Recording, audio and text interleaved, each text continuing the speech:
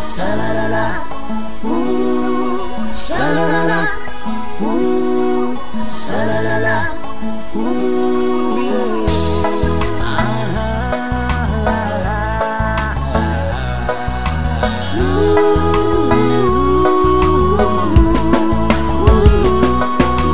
Manakarena para mula be itulila iraite tinadadan kual naralilai iya dana mizi napahelo de fatwa jani sini zara ni mahachane faralela yazi yani nuata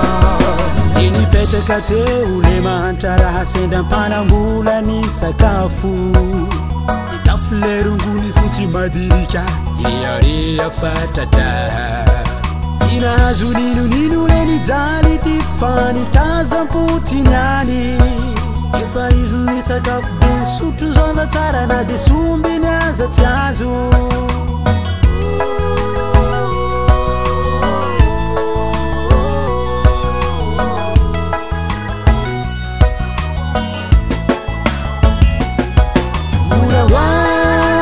Tuna zeyande sana de mani chani yazi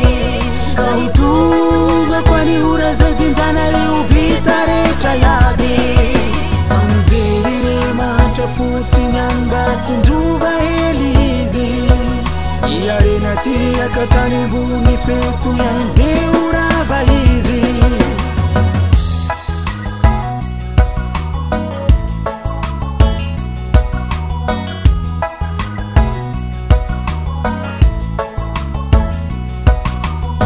Fitani zon defa maru pana mula timideri de mancha Mahitari panja toka ine ndalambe timideri futinani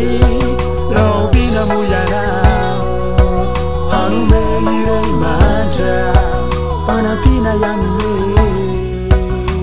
Etamuri tani